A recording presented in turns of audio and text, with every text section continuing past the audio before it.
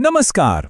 આદર્શ નિવાસી શાળામાં ધોરણ 9 થી 12ના પ્રવેશ માટેના નિયમો અને તારીખોની આ ખાસ સમજૂતીમાં સ્વાગત છે. એડમિશન પ્રક્રિયા ક્યારેક થોડી જટિલ લાગી શકે છે, સાચું ને? પણ જો યોગ્ય અને સચોટ માહિતી હાથમાં હોય તો કામ એકદમ સરળ બની જાય છે. તો ચાલો સમય બગાડ્યા વિના સીધા જ આ મહત્વની વિગતો પર નજર કરીએ. ઓકે, તો આજની આ સમજૂતીમાં મુખ્ય 4 બાબતો કવર કરીશું. 1. પ્રવેશ માટેની પાત્રતા. 2. આવક અને ગુણના માપદંડ. 3. ઓનલાઈન અરજીની આખી પ્રક્રિયા. અને 4. સૌથી અગત્યની તારીખો. તો શરૂઆત કરીએ પહેલા વિભાગથી. પ્રવેશ માટેની પાત્રતા. ધોરણ 9 થી 12માં એડમિશન માટેના પાયાના નિયમો શું છે?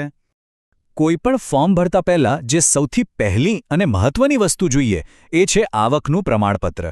પણ ધ્યાન રાખવાની વાત એ છે કે આ સર્ટિફિકેટ સક્ષમ અધિકારીશ્રી દ્વારા જ આપવામાં આવેલું હોવું જોઈએ. પિતા અથવા વાલીની સાચી વાર્ષિક આવક કેટલી છે એ સાબિત કરવા માટે આ ડોક્યુમેન્ટ સબમિટ કરવું બિલકુલ ફરજિયાત છે. એના વગર ગાડી આગળ જ નહીં વધે. હવે બીજા વિભાગ પર જઈએ. આવક અને ગુણના માપદંડ. એટલે કે આર્થિક અને શૈક્ષણિક લાયકાતના કયા આંકડાઓ જરૂરી છે? અહીં ખાસ ધ્યાન આપવા જેવો આંકડો છે ₹6 લાખ. હા, પ્રવેશ મેળવવા ઈચ્છતા વિદ્યાર્થીના પિતા કે વાલીની કુલ વાર્ષિક આવક મહત્તમ ₹6 લાખ સુધીની જ હોવી જોઈએ. જો આવક આ લિમિટ કરતાં ₹1 પણ વધારે હશે ને તો અરજી કરી શકાશે નહીં. આ એકદમ કડક આર્થિક નિયમ છે જે દરેક માટે લાગુ પડે છે. હવે ભણતરના માપદંડની વાત કરીએ. ગત વર્ષની પરીક્ષાના રિઝલ્ટ અહીં બહુ જ અગત્યના છે. સામાન્ય વર્ગ માટે ઓછામાં ઓછા 50% ગુણ લાવવા ફરજિયાત છે. પરંતુ કન્યાઓ માટે તેમજ અનુસૂચિત જાતિ, જનજાતિ, બક્ષીપંચ, દિવ્યાંગ કે અનાથ અને વિધવાના સંતાનો જેવા ખાસ વર્ગો માટે 5%ની છૂટછાટ છે. એટલે કે એમના માટે 45% ગુણ હોવા જરૂરી છે. આગળ વધીએ ત્રીજા વિભાગ તરફ.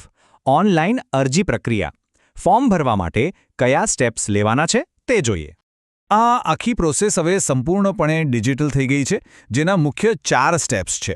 સૌથી પહેલાં તો સમાજ કલ્યાણની વેબસાઇટ એટલે કે esamajkalyan.giat.gujarat.gov.in પર જવાનું રહેશે. ત્યાં આપેલી બધી જ સૂચનાઓ શાંતિથી વાંચી લેવી. પછી જેટલા પણ જરૂરી ડોક્યુમેન્ટ્સ માંગ્યા છે એ બધા જ સ્કેન કરીને ઓનલાઈન અપલોડ કરવાના છે. અને છેલ્લે બધું બરાબર છે કે નહીં તે ચેક કરીને અરજી સબમિટ કરવાની રહેશે.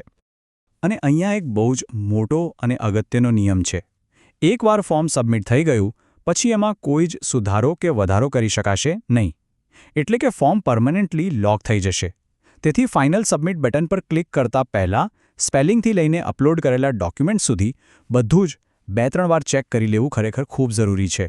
જો ફોર્મમાં કોઈ વિગત અધૂરી છોડી દીધી હશે કે પછી માંગેલા ડોક્યુમેન્ટ્સમાંથી કોઈ એકાદ પ્રમાણપત્ર પણ અપલોડ કરવાનું રહી ગયું હશે તો અરજી સિસ્ટમ દ્વારા આપોઆપ રિજેક્ટ થઈ જશે.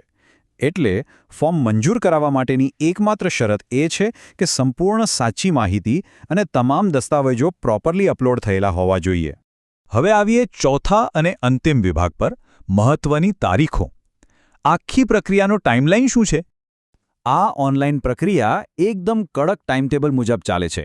ફોર્મ ભરવાની શરૂઆત 1 મે 2026ના રોજ બપોરે બરાબર 12 વાગ્યાથી થશે અને ફોર્મ ભરવાની અંતિમ તારીખ છે 25 મે 2026 રાતના 11:59 સુધી પોર્ટલ ચાલુ રહેશે.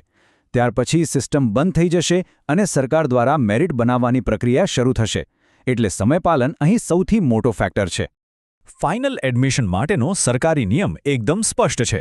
અરજીઓ મુજબ ગુણના આધારે મેરિટ પ્રમાણે તથા સરકારશ્રીની સૂચના પ્રમાણે પ્રવેશ અપાશે. આનો સીધો અને પારદર્શક અર્થ એ છે કે આમાં કોઈ જ લાગવક કે પક્ષપાત ચાલતો નથી. પ્રવેશની પ્રક્રિયા 100% વિદ્યાર્થીના માર્ક્સ અને સરકારી નિયમોના મેરિટ પર જ આધાર રાખે છે. તો આખી પ્રક્રિયા સમજ્યા પછી એક બહુ જ રસપ્રદ સવાલ થાય છે. આ પ્રકારની કડક ઓનલાઈન સિસ્ટમ અને પ્યોર મેરિટ બેઝડ માપદંડો ખરેખર કઈ રીતે દરેક માટે સમાન શૈક્ષણિક તકોનું નિર્માણ કરે છે? કદાચ આવા જ ડિજિટલ અને પારદર્શક નિયમોને કારણે જ યોગ્ય અને લાયક વિદ્યાર્થીઓને આગળ વધવાનો સાચો મોકો મળે છે. આ ખરેખર વિચારવા જેવી વાત છે. અત્યાર માટે આ સમજૂતી અહીં જ પૂરી કરીએ છીએ.